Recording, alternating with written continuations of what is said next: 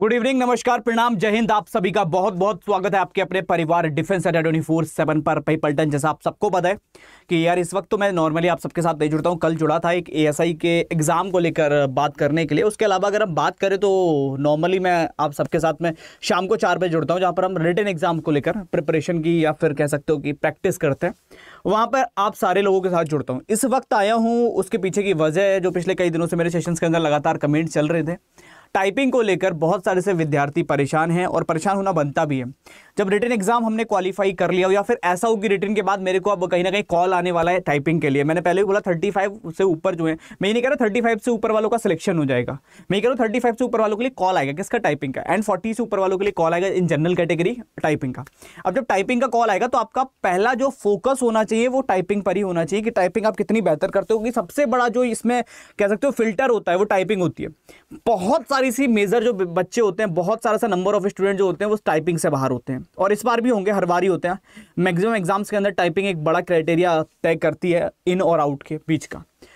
तो टाइपिंग को लेकर जो आपके सवाल थे कि सर टाइपिंग कैसे करें और टाइपिंग के लिए क्या चीज़ को हमें पकड़ना चाहिए, किन पॉइंट्स पर हमें ध्यान देना चाहिए जिससे मेरी टाइपिंग जो है वो ईजी हो जाए, मैं आज आपको इस वीडियो के अंदर 5 टिप्स बताने वाला हूं। एंड प्रॉमिस करता हूं दोस्त, ये 5 टिप्स अगर आप फॉलो करते हो देन डेफिनेटली आप आज जो स्पीड के साथ टाइपिंग कर पा रहे हो, आज जैसे जितनी एरर्स कर रहे हो उससे कहीं ना कहीं बहुत कम एरर्स और बहुत ज़्यादा स्पीड आपको देखने को मिलने वाली है अपनी टाइपिंग के अंदर।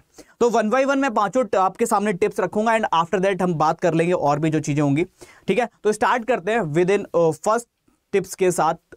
यहां अभी क्या करना है और एग्जाम सेंटर में क्या करना है, दोनों चीजों को मैं डेफिनेटली आपको बताने वाला हूं। दोनों चीजों को जोड़कर बताऊंगा कि यहां तुमको कैसे प्रैक्टिस करनी है, और आफ्टर दैट जब आप टाइपिंग के लिए पहुंच जाओगे एग्जाम सेंटर पर तो वहां जाके आपको क्या करना है, कैसे माइंडसेट के साथ जाना है, कैसे शुरुआत करनी है, हर एक चीज, हर एक इनिशियल स्टेज से लेकर फाइनल स्टेज तक क्या क्या होगा वो सारा इस वीडियो के अंदर हम लोग डिस्कस करने वाले हैं। शुरुआत करते हैं। सबसे पहला जो पॉइंट आता है, सबसे पहली जो टिप्स आती है, that is the tips number 1। अब टिप्स नंबर 1 क्या होगी, आप सबसे पहले एक चीज को समझो। जो सबसे पहली टिप्स आती है that is the patience, your patience. आपका पेशेंस पहली टिप्स है। अब आप बोलोगे सर पेशेंस कैसे पहली टिप्स बनता है? आपको भी पता है, मेरे को भी पता है, आपकी जगह से उठ के मैं भी आया हूं, मैं कहीं और से नहीं हूं, तो मैंने भी वहां पे हर एक चीज को फेस किया, हर एक चीज को फील किया है।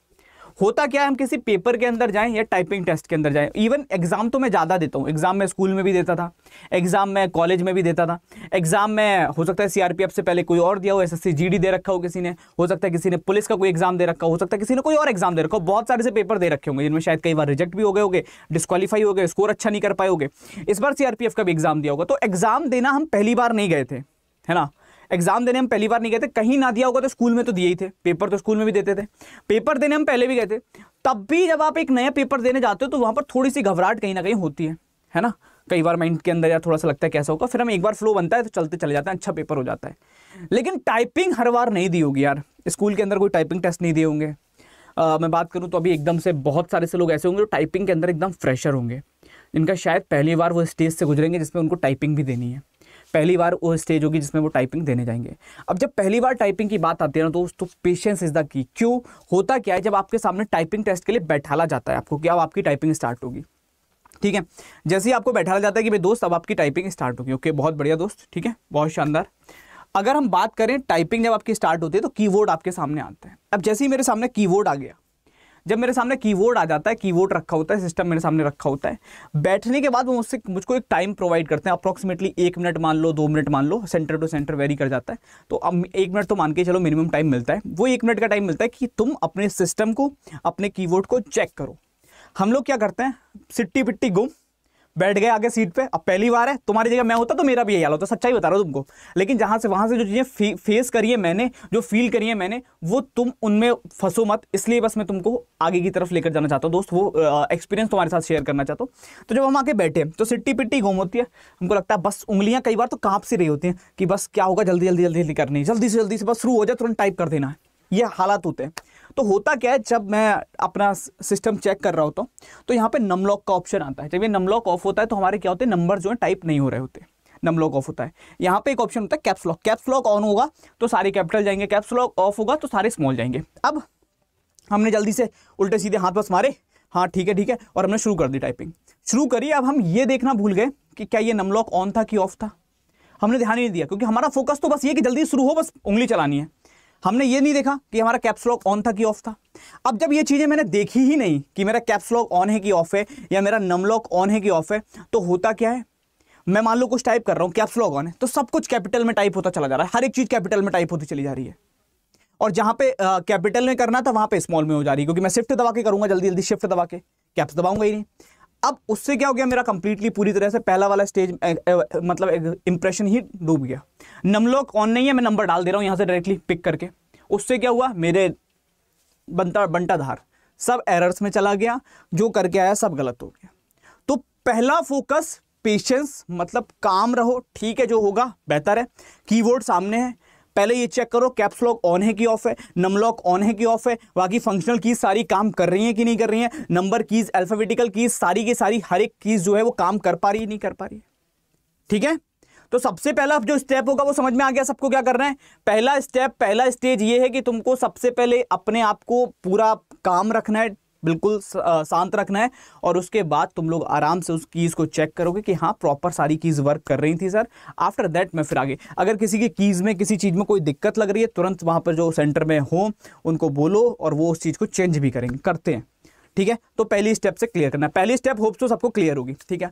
अब देखो, अब बातें अलग चल रही हैं आगे की, अलग लाइन की, आज तो मेरे को समझ में नहीं आ रहा, कुछ लोग मैं कुछ और बताने हूँ, कुछ लोग कुछ और डिस्कस कर रहे हैं, चलो ठीक है जो कर रहे हैं।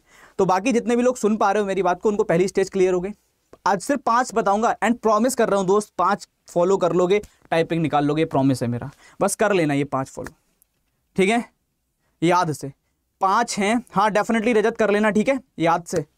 तो जय हिंद, जय हिंद, जय हिंद, बिल्कुल ठीक है, उसमें भी अच्छा होगा और बेहतर करके आओगे, आई नो 2000 की स्ट्रोक्स है ना लगभग, करके आओगे, ठीक है। तो पहली स्टेप क्लियर होगी। अब मैं दूसरी स्टेप पे आता हूँ, दूसरी क्या होगी, अगर मैं सेकंड की बात करता हूँ, सेकंड स्टेप क्या कहती है, सेकंड टिप्स जो आती है वो आती है आपकी hand position, this is the important, है ना, सबसे ज्यादा इंपॉर्टेंट है आपकी, अगर हम बात करें ये वाली कीज जो आती है सेकंड, इसके अंदर क्या होता है, आपके हैंड की पोजीशंस को बहुत ज्यादा आपको आपकी मैटर करती है कि आप हाथ की पोजीशन कैसे रख रहे हो, किस स्पीड के साथ आप चीजों को अरेंज करते हो, किस स्पीड के साथ आप चीजों को टाइप कर रहे हो, कैसे आप चीजों को मैनेज कर रहे हो। अब हैंड पोजीशन होती कैसी, हम लोग करते क्या है इसमें जल्दबाजी में, गलतियां क्या करते हैं कि अपने को बहुत ज्यादा टाइपिंग का, ऐसा तो होता नहीं कि हम बचपन से टाइपिस्ट ही थे, बचपन से टाइपिस्ट तो थे नहीं, तो हम बचपन से टाइपिंग ही करते हुए आ रहे हैं, ऐसा कोई जरूरी नहीं है।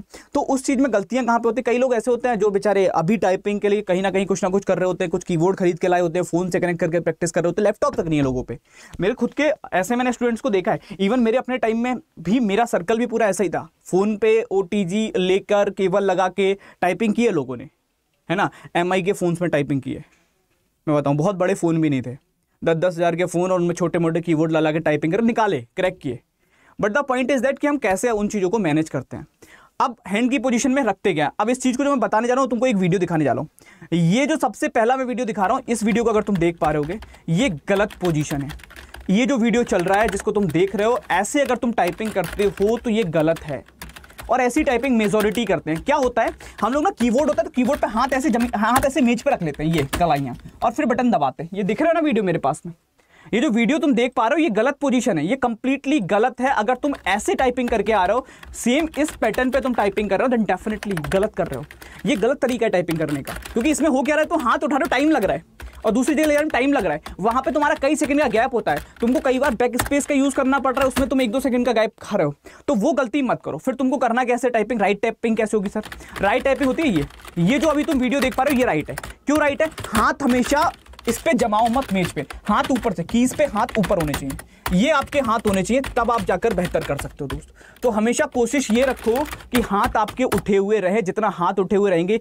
जो सेकंड वीडियो मैंने आपको दिखाया, this is the right position, इसमें हाथ ऊपर होते हैं, तो ये सेकंड जो पोजीशन है ये राइट पोजीशन है। अगर तुम इसको फॉलो करते हो तो डेफिनेटली आपकी स्पीड और बेहतर हो जाएगी। फॉलो करके देखो, मान के देखो, छोटी सी बात बोल रहा हूँ, बहुत बड़ी बात नहीं है, जो लोग प्रैक्टिस करते हो फॉलो करके देखो इस चीज को, है ना, बहुत अच्छे से आप इस पे रिजल्ट्स देख पाओगे अपने। देन द थर्ड पॉइंट क्या है, तीसरा पॉइंट क्या है, तीसरे पॉइंट पे आता है। तीसरा पॉइंट जो कहता है वो क्या कहता है कि अगर आप किसी भी चीज को कर रहे हो तो हमेशा पैराग्राफ पे फोकस करो, फोकस ऑन पैराग्राफ। हम लोगों के साथ में दिक्कत क्या होती है, अगर हम बात करें तो 2 चीजों की गलतियां होती है, 2 चीजों की दिक्कत होती है।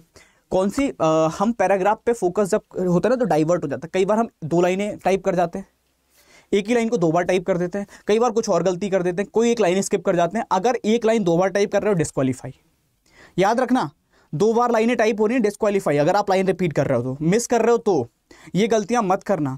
Focus on paragraph and focus on paragraph में एक चीज और याद रखो, जब तुम कभी किसी चीज की प्रैक्टिस करते हो, किसी भी चीज की प्रैक्टिस करो, टाइपिंग की प्रैक्टिस करते हो, मान लो तुमने एक 100 लाइन का एक पैराग्राफ ले लिया, 100 वर्ड्स का एक पैराग्राफ ले लिया, सॉरी 100 लाइन तो बहुत ज्यादा हो जाएगी, 100 वर्ड्स का एक पैराग्राफ ले लिया, तो हमेशा ना एक बार में उसको हटा के मत रख दो, तुम कम से कम कुछ नहीं तो 5 से 7 बार उसी की प्रैक्टिस करो, 5 से 7 बार उसी, उससे क्या होगा, तुमको वो वर्ड्स याद हो जाएंगे और उन वर्ड्स पे तुम्हारा हाथ सेट हो जाएगा। तो इनकेस जब तुम ऐसे ही कर करके 4-6 पैराग्राफ की लगा लोगे, तो जब तुम पेपर में पहुंचोगे तो उसमें से कई वर्ड आएंगे जो तुम्हारे उसी पैराग्राफ में होंगे, तो वो वर्ड तुमको ऑलरेडी याद है, उन वर्ड पे तुम्हारा हाथ ऑलरेडी सेट है, तो उनको तुम्हें टाइप करने में टाइम ही नहीं लगेगा। तो फोकस करो कि उन वर्ड्स को ज्यादा टाइप करोगे तो वो वर्ड्स अगर पेपर में तुम्हें मिल गए तो उनको टाइप करने में ज्यादा टाइम नहीं लगेगा, वो वर्ड्स पे ऑलरेडी तुम्हारा हाथ जो होगा वो चल जाएगा। ठीक है, उस पर फोकस करना है। Then the fourth point is that ये होता है न्यूज़पेपर का पॉइंट। न्यूज़पेपर का पॉइंट क्या कहता है कि जब भी प्रैक्टिस करो ना, कोशिश करो कि न्यूज़पेपर से प्रैक्टिस करो, उसका एक अलग बेनिफिट मिलेगा। अगर न्यूज़पेपर से प्रैक्टिस कर रहे हो, न्यूज़पेपर से टाइपिंग कर रहे हो, देन डेफिनेटली आपको एक अलग बेनिफिट मिलेगा। इस पर कई सारे से वर्ड्स ऐसे होते हैं जो तुम्हारे पैराग्राफ से डायरेक्टली कनेक्ट करेंगे, जो वहां पे मिलेगा, वहां से डायरेक्ट कनेक्ट करेंगे तो वहां भी तुम्हें हेल्प मिलने वाली है। आफ्टर दैट अगर मैं बात करूं फिफ्थ पॉइंट की, तो फिफ्थ पॉइंट होता है कीवर्ड। कीवर्ड वहां के और यहाँ के घर के अलग अलग भी हो सकते हैं। तुम्हारा कीवर्ड एक नेचुरल कीवर्ड लो, एक जनरल कीवर्ड लो, फुल कीज का कीवर्ड लो, क्योंकि ज़्यादातर फुल कीज का कीवर्ड वहाँ पे मिलता है एंड उसकी कीज कई बार हार्ड भी होती हैं। तो कोशिश ये करो, अगर तुम्हारे पास बजट है, नहीं है तो कोई बात ही नहीं, अगर है तो 2-3 तरीके के कीवर्ड लो, जिनसे क्या होगा, अलग अलग कीवर्ड्स पे हाथ सेट होंगे। तो हो सकता है पेपर के अंदर कौन सा कीवर्ड हाथ में आ रहा है, जैसा आया हो सकता है तुमने वैसे पे प्रैक्टिस कर रखी है, उसका भी बेनिफिट मिलता है। अपनी मोटरसाइकिल आदमी, चाहे तुम्हारे पास भी स्प्लेंडर है, पड़ोसी के पास भी स्प्लेंडर है, तुम अपनी स्प्लेंडर अलग चलाओगे, उसकी अलग चलेगी, क्योंकि अपनी पे हाथ सेट होता है। तो हमेशा याद रखो, अगर अपनी है देन डेफिनेटली तुम इसमें भी बेहतर कर पाओगे। ठीक है, चलेगा। तो ये 5 स्टेप जो मैंने को तुम्हें इसको लेकर बतानी थी, टाइपिंग को लेकर बतानी थी, वो मैंने तुम्हारे आगे रख दी है। होप सो कि आपको ये यूजफुल रहेंगी। आप लोग कमेंट करके बता देना और क्या जानना चाहते हो, उस पर मैं वीडियो लेकर आप सबके साथ जुड़ जाऊंगा। इसके लिए आप चैनल सब्सक्राइब करके रख सकते हो, फ्री ऑफ कॉस्ट है, कोई कॉस्ट नहीं है, तो इसको कर लीजिए। ठीक है, बाकी अगर किसी को टाइपिंग करनी है तो एक चीज और मैं बता दूं कि एक और ये आपका स्टेनोग्राफर का कंप्लीट बैच है टाइपिंग का, मैं बता दूं इसके अंदर शॉर्ट हैंड भी है, बेसिक भी है। ये कंप्लीट बैच अगर आप आज इनरोल कराना चाहते हो, जिनको लगता है कि उनका स्कोर 35 से ऊपर जा रहा है, 40 से ऊपर जा रहा है, तो Y274 ये मेरा रेफरल कोड है, इसको लगाकर मात्र 900 रुपए में खरीद सकते हो। तो अभी जाके इनरोल करा लो, मात्र 900 रुपए में कंप्लीट बैच मिल रहा है। कहां से मिलेगा, गूगल पे चले जाना, सिंपल सा फंडा है। गूगल पे जाते हो, वहां सर्च कर लेना Adda247, एक ऐसा पेज खुल जाएगा, जहां से Adda247.com पर विजिट करोगे, ऑल कोर्स की कैटेगरी में जाओगे। यहां जाने के बाद गवर्नमेंट जॉब एग्जाम, इसके अंदर आप डिफेंस की कैटेगरी पे जाते हो, एग्जाम के नियम आ गए। यहाँ से CRPF, और ये CRPF के अंदर ही आपको ये बैच दिखेगा।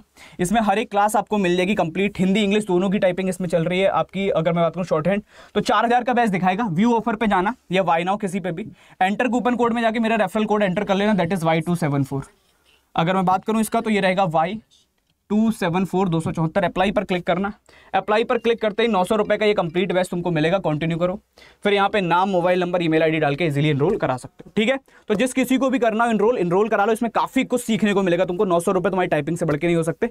बाकी मैं मुलाकात करता हूँ आगे, कमेंट करके बताइएगा कि क्या जानना है, उस पर वीडियो डेफिनेटली लेकर आऊंगा। Thank you so much everyone, 4 बजे मिलते हैं प्रैक्टिस सेट के साथ। थैंक यू सो मच पलटन, जय हिंद।